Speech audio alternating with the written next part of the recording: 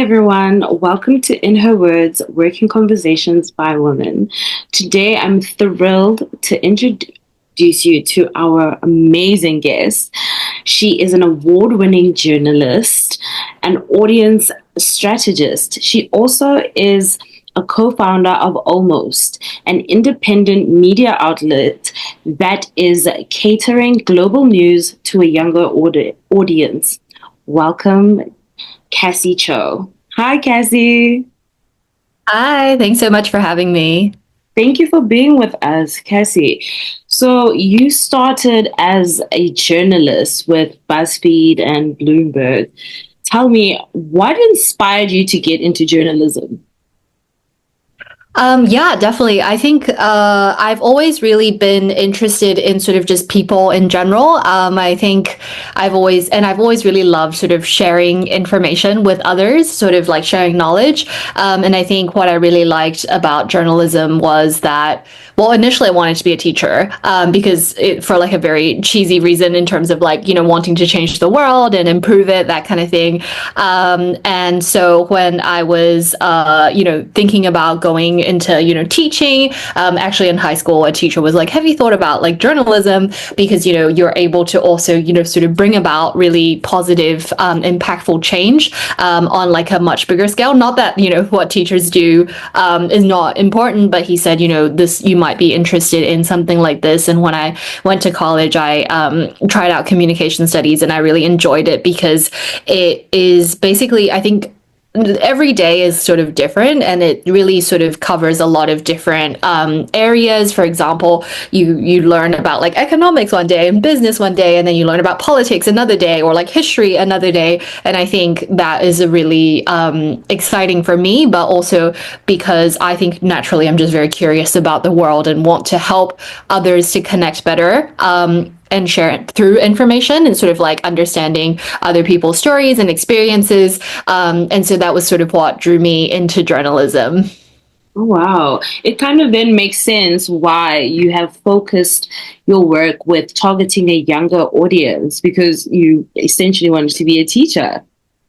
Yeah, I think a lot of it is tied into that. But at the same time, so a big like pivotal moment for me was when I was working at BuzzFeed and I was running the At World Instagram account. And this was like in 2018, 2017, 2018-ish, when Instagram really wasn't taken seriously by a lot of people in the media, and also just like the industries in general as like a place that we wouldn't think of it as a place for news, because a lot of people thought of it as sort of a place where you would get, post photos of your beautiful holiday or your cute dog or your brunch, that kind of thing. But at that time, I started experimenting with publishing news directly on Instagram. And the results were astonishing because basically the World account became the fastest growing news account on Instagram in 2018. And that what was really exciting about all of that was that it was all young people, because it had an unprecedented percentage of followers under the age of 18 for a news account on Instagram. And I would just be, the engagement was really, really through the roof. And what was cool was seeing like the young people in the comments who were sort of like engaging with each other, sort of like thanking, us for covering these stories, or they would be like DMing me every day to be like, hey, have you seen like this thing is happening in my country? Would you like to cover it? Like, you should share this because I want other people to know about it. And I think that whole experience really demonstrated to me that, young people really do want the news, but it's just not sort of being, I guess, delivered to them in ways that sort of make sense to them. Because I think a lot of times traditional media tends to have this belief that, some news is just too complicated for young people, or young people are just sort of like mindlessly scrolling TikTok and they don't really care about the world. But actually, that experience really demonstrated to me that, young people really do want the news and they really care about the world. And we saw also through the stories that we sort of cover that, they're the ones who are, taking to the streets, like protesting and like instituting change. And so I guess for me, that was like a moment where I sort of felt like, oh, it's really important to be serving young people. Which goes into my next question. You did grow the At World social media account on Instagram to a 1,500 percent strategy. What type of strategies did you use to get that much of a big result? on social? I think a lot of it really is, well, I think when I first started, like nobody was really doing it. So I think actually the secret was just sort of experimenting and trying stuff, because I sort of started just by taking sort of stuff that was posted on the BuzzFeed News articles, sorry, on the website. And then it really quickly became apparent that, you know, the content that was being posted was great, but it wasn't enough. Like the audience wanted more. So I just sort of started experimenting with different things, just coming up with a random idea and then seeing, and then just posting it and then seeing what would sort of happen. And I think that sort of spirit of experimentation really allowed me to eventually, like over time, you'll eventually realize, you know, what works and what doesn't work, because you start seeing, you know, you come up with a theory and you say, oh, maybe if I do a post like this, then maybe people will like it or it'll go viral. And then you post it and then it doesn't, and it completely flops. Then you can think, okay, I wonder why it sort of did that. Maybe I should write my headline a different way, or maybe I should, like, you know, use a different photo or a different format. And then you come up with another theory and you try and test that out. And then, you know, maybe this time it goes viral and you say, oh, that's great. Like, let me try and do it again. And then you keep doing it. And then you're able to sort of discover what works for your audience. And I think a lot of it really also comes down to sort of having a mission and like really keeping that in mind and keeping your audience in mind, because it's really important. For me, what was important was every piece of content that I posted, I made sure I would ask myself, every time I came across a story, I would sort of ask myself, you know, does this serve my mission of informing young people about important things going on around the world? And if the question is yes, then I would cover the story, no matter how hard it might be to cover, because, you know, sometimes the story doesn't have a lot of information, or maybe there's no photos. So then you have to do a lot more work to try and figure out how you would present the story on Instagram for this audience. But I think really staying true to your audience and sort of your mission is really important for, you know, growing that loyalty, I guess, and having people really sort of appreciate, you know, the work that you do, and sort of like turn to you because they know that you are there to like serve their needs essentially and help them to, for example, in the case of what I'm doing, like helping them to understand the world. Which is amazing work, to be honest. But now we find ourselves where everyone is on social media and your voice can kind of be shut down because there's a lot of noise. How do you make sure that your audience still gets to see you? Because it seems like it's become a saturated market being on social media or trying to reach those audiences. How do you try to stand out, and what type of trends do you use for that? I think it's sort of tied to the previous question, but I totally agree that it is very like saturated now, and I think it's quite difficult for a lot of people to break through.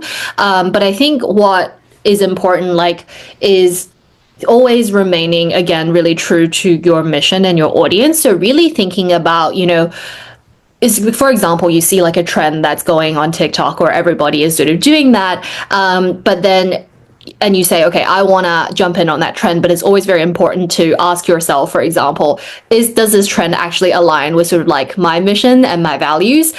Because I think the point is that audiences on social media are like super smart. So if you do something that's really like off-brand or something really cringy, they are going to hate it and they're going to call it out, you know? So I think it's really important that to always start very big picture, or think very big picture, to say, okay, what is my mission? What are my values? What am I trying to achieve here? What sets me apart from others? And just really making sure that you remain true to that. And I think at the same time, it's not like, oh, you know, we just can't do like trending music or trending dances or whatever, but it's more like you can look at these formats and you can think, okay, these are the things that, you know, are going viral right now. People prefer this type of format, or they prefer this type of music, for example. And how can I use that style? How can I take the elements of this style, the essence of that, and apply it to use it in my own way, if that makes sense, that in a way that makes sense for sort of my mission and my audience. And so I think a lot of it is really spending time. For me, what I like to do is just sort of spend time on social media as like a normal, and looking at what normal people do. So I just sort of instead of looking at like, other competitors or other journalists and other, influencers or creators, or like nonprofits, I sort of just go and look at what normal people are doing on social media. What kinds of content are they posting? How are they consuming this content? And then really think about, how can I adapt the things that they really like, and the ways that they really use this platform to what we're doing here at Almost and in my own work, because that ensures that whenever they encounter our content, it feels really like natural, and it feels like it's just seamlessly part of their experience as they're scrolling on whichever social media network, instead of like, something that really juts out and doesn't really make sense. For example, a beautifully produced, perfect video on TikTok is not going to fly because people love the selfie style videos, for example. So I think it's really sort of like keeping an eye on the trends and then thinking, applying that to like your own values and mission and sort of the way that your own content, if that makes sense. Yes, thank you. That does really make sense. You touched a bit about Almost. For those who aren't familiar with Almost, can you please tell us a bit about Almost?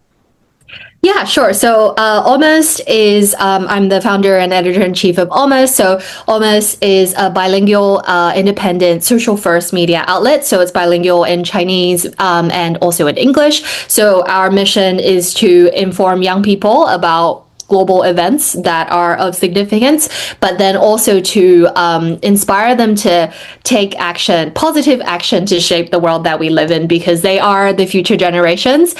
So we want to make sure that we're equipping them with the knowledge that they require in order to be able to make decisions in the future, because, they are the ones who are going to, have to deal with the effects of global warming, for example, and, they are going to have to make the political decisions that will shape, our society in the future. Thank you for your work. I love what you're doing, and I love Almost. I myself am very engaged with digital issues. Oh, thank you. But what is is there one particular or a few particular stories or projects that really stick out to you when it comes to the work you've done with Almost?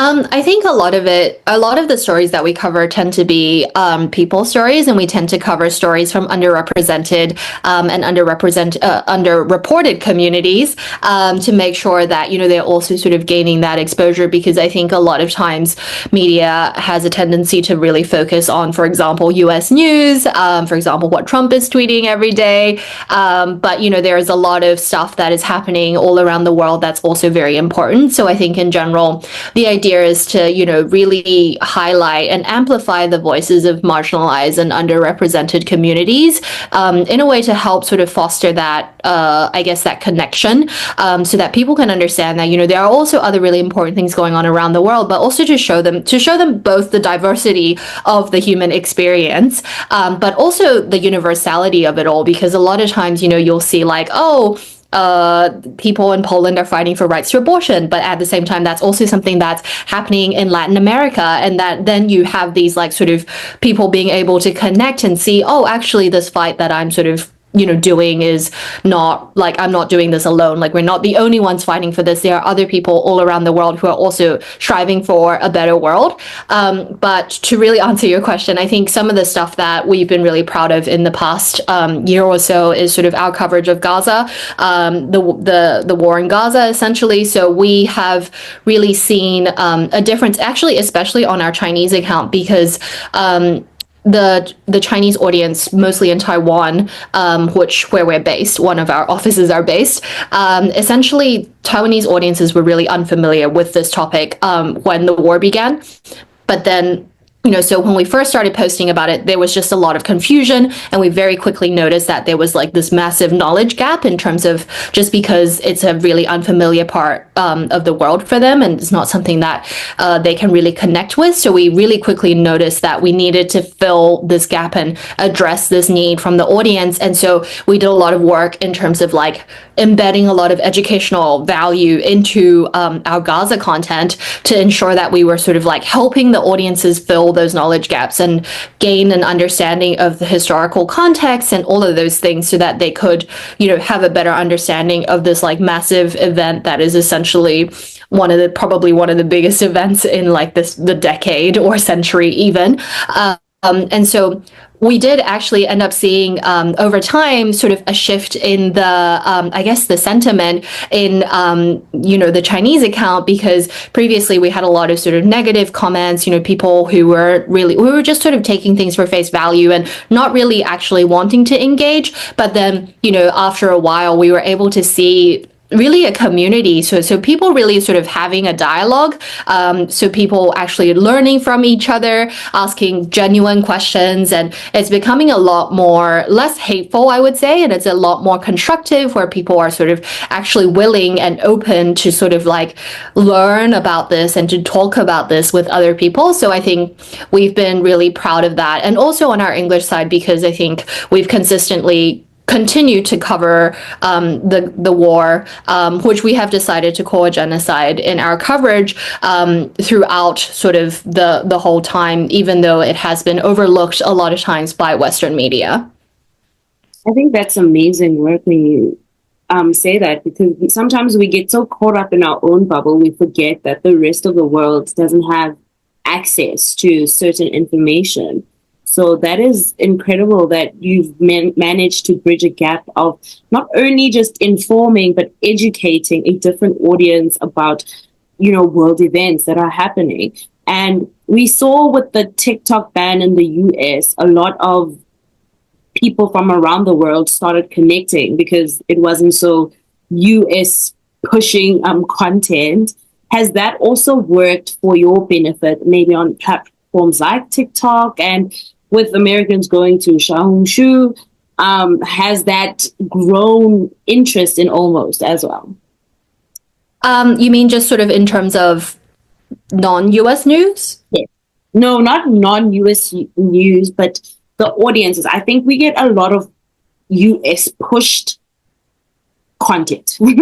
So because of the TikTok ban for a day, we got to see a lot of other creators from around the world, places we'd never seen before. I saw Icelandic, Oh, amazing. content creators. I saw Latin America, which I would never see before, and I'm in South Africa.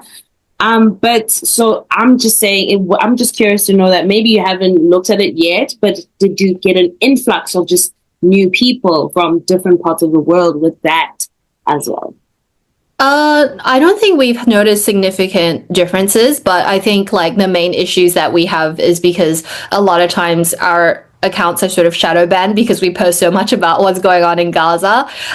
So a lot of times our reach is very limited. So we haven't really noticed a big difference in terms of like whether we've had, more people from around the world sort of demonstrate an interest in this. But at the same time, I think a lot of our whole point is that we want to make sure that we're spotlighting different parts of the world, and I think our audience is actually very already existing. I'm not sure if it's changed significantly since, but our audience is actually very global. I think the majority is like US, but the majority is only like 30%. So it actually means that the other ones are like all over the world, and they're like even smaller percentages. So I think that's what's really exciting to us. But yeah, I think like most of the times it's kind of hard to notice recently, because I think we've just been sort of fighting this battle with like getting shadow banned on a lot of different platforms.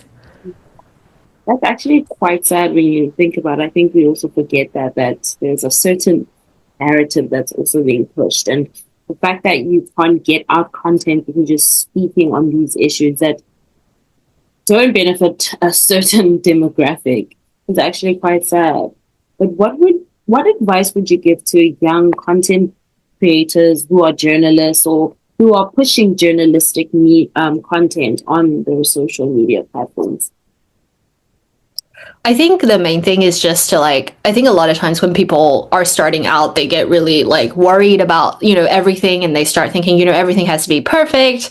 I want to make sure I have the perfect name, my branding's good, I already know what style I want to do, that kind of thing. But I think I would just really encourage people to be open to trying and experimenting, because I think, right now, a lot of times, that's kind of how innovation happens, right? Because people decide they want to do something different. Obviously, when you're first starting, you can look at competitors, you can look at what other people are doing. But I think sometimes people can tend to get too much in their own heads about it because they think they sort of become paralyzed because they're like, oh, I can't start or I can't do it unless I have it perfect or I have this other thing that I'm waiting on. But I would just say I would just encourage people to just post it, just share it, because you never know what's going to happen and you won't know until you try it. So why don't you just post it, and then you can look at it again and then you can tweak it later on, because I think that's like one of the greatest things about social media is that like it's not as like serious as like,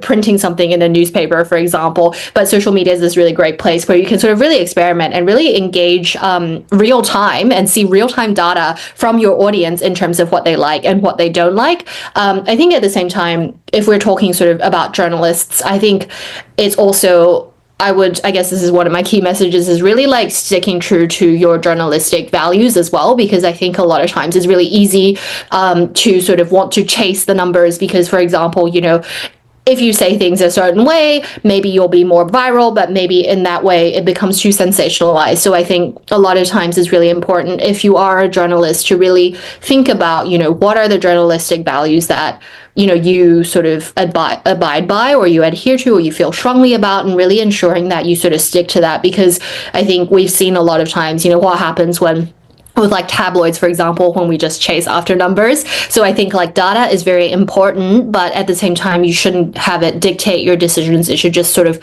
inform your decisions, and that you don't have to, tap into every single trend in order to go viral. And the good thing is that like, with the way that the algorithms are going nowadays, it's like, you don't need a giant following in order to go viral. Like anybody can go viral as long as the content is good, as long as you tell a good story, as long as, people really connect with it. So I think in that sense, it's not that serious, in terms of, when you're posting something, it's not that serious, but you should also take it seriously, especially when you are, trying to report on, for example, a sensitive story. You want to make sure that you are still, doing the rigorous journalistic process of verifying facts and information and making sure that everything you present is accurate and you're presenting a diversity of perspectives, because at the same time that because anything can go viral, it's very easy to spread misinformation and really affect how other people perceive the world, because I think media really does play a very essential role in shaping how people see the world. And now that there's so many content creators and journalists and independents on social media, it's really important that we understand the responsibility that we have, because it is very, very powerful, and we are able to with content able to sort of change experiences, perspectives, and that kind of thing. So I think just really understanding that at the same time as sort of like having fun online and experimenting. You did touch on metrics and the numbers. How would you basically measure your success with almost, and just your personal success as well as an audience strategist? I think a lot of times I get asked that a lot, and I think a lot of times people tend to say, would you really like post like a sad news article on Instagram, because people don't want to like that, which is true. But at the same time, I think we really have to move past the idea of sort of vanity metrics of like likes, because when someone does see like a heartbreaking, devastating post from a terrorist attack or something like that, of course they're not going to click like, but they might want to do something, they might want to go and comment. They might want to share it to their story. They might want to send it to their friend, they might, go and talk to someone about it, or I don't know, send it via WhatsApp. And so I think a lot of times it's really, success for us is really like dependent on the story. So I think it's really like adopting like this holistic view of it. So say, for example, as well, like if we're covering a story about a small Pacific island country that a lot of people haven't heard of, we probably wouldn't expect it to get as many, likes or for views as like something about Trump or like something about someone who's very well known. But then at the same time, if we post something about, this specific, I don't know, island country, and then it ends up getting, I don't know, 100 likes or something like that, and then we look at the comments, and then it's all of the people from that country, and they're all saying, thank you so much for covering the story. Thank you for sharing this with the world. And then we see, there's constructive dialogue in the comments, and maybe people are like, oh, thank you, I didn't know about this. And then, people are learning from each other and having discussions. I think that's really sort of how we sort of measure our success, because I think a lot of times it's a combination of, I guess, quantitative and qualitative. And so sort of like looking at what our community is. And I think looking at it also very big picture all the time to think like, in general, are we building a community? Are people sort of, actually learning about the world and learning from each other, versus just sort of like, are we getting 10 million views every month or something like that? You did touch on the Pacific Islanders and Pacific countries. I know that you do some work with them with their climate change case with the ICJ. How was that? And what's your role as a journalist with helping them in that case? Yeah, so I, beyond just sort of being, oh, sorry, what were you saying something? I'm saying, and if our audience doesn't know, Pacific Islanders and the Aboriginal people just went to have the case in December, right? I'm right, right? Yes. No, correct. Yes. For climate change and climate, affecting their people. And I thought that was a very interesting case as well. So, and I know you do work with them. So Kassy will elaborate on her work with them. Yeah, so I, beyond being sort of a journalist and working on Almost, I also work as an audience strategist with a lot of nonprofits and NGOs to help them with sort of reaching young audiences as well for their work, and then also like creating content that will engage them around sort of these issues. So it's very much aligned with sort of what we're doing at Almost. So one of the groups that we've had the honor of working with over the long run is the Pacific Islands Students Fighting Climate Change. So these are a group of Pacific Island students who essentially decided to launch this campaign to get the UN to vote for a resolution for the International Court of Justice to basically examine the case of climate change and its relation to human rights, so that we can get a better understanding of what are the legal obligations of states with regards to climate change, so that this will be essentially, it's not the same as like a court ICJ case. It's more like an advisory opinion. So it's essentially a document that comes out, a legal document of like a legal opinion as to, that will clarify how climate change's relations to human rights and what states' obligations are regarding that. And so essentially they worked on this campaign tirelessly for I think 4 to 5 years. And then it finally reached, they managed to lobby the UN General Assembly to vote yes for this resolution. And then the ICJ finally heard the case in December last year. It became the biggest case in the ICJ's history, with 100 plus countries basically submitting their opinions, and now essentially we are waiting for the court to issue this advisory opinion. And so during this time, combining sort of my role as a journalist and also as an audience strategist, working with them, a lot of it was sort of figuring out how we can sort of cover, the proceedings and sort of bring awareness around this case, which, even though it was the biggest case, I think a lot of people didn't know that it was even going on.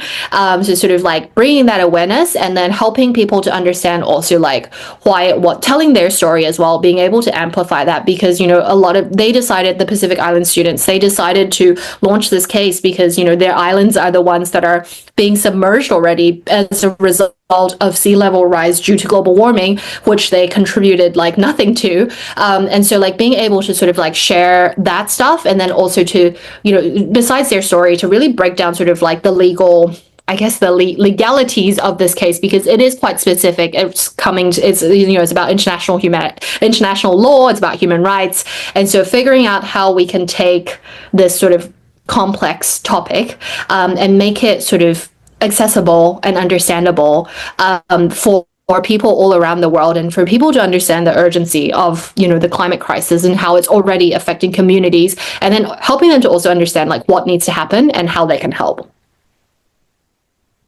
What type of challenges have you experienced within your career of being a journalist, from BuzzFeed to Bloomberg to now Almost and audience strategy? So, what are the challenges you personally, gone through? I would say there are so many challenges all the time, but I think like a lot of it is like I think journalism is sort of about like telling stories. So that part is not really necessary. It's always just sort of like applying the concept of like, how can we tell this story? But I think so that part is like not difficult because I feel like that's something that we do every day. But then I think like in terms of challenges is sort of like facing, for example, changes to, algorithms or like, social media landscapes, that kind of thing, where it's like, for example, all the changes that are happening to Meta right now and like TikTok ban, that kind of thing. And so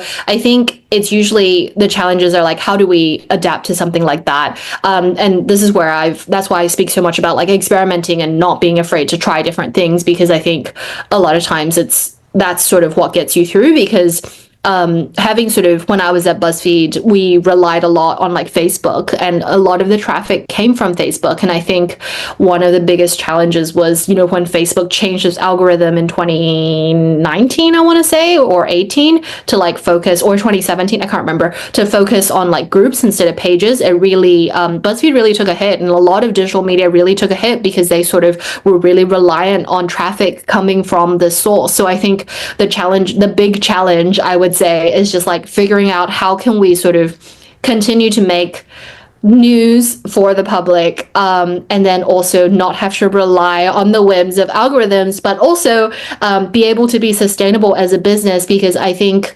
this is the problem, that the $1 million question that everybody is trying to solve right now in the industry. Like, how do we monetize news?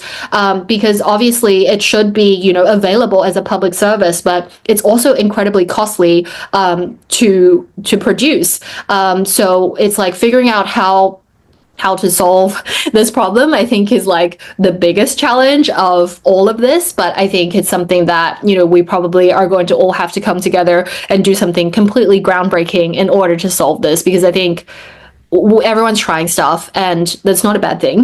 Maybe something will come out of it, but I think it's going to be something completely radical because, nobody seems to have solved it yet.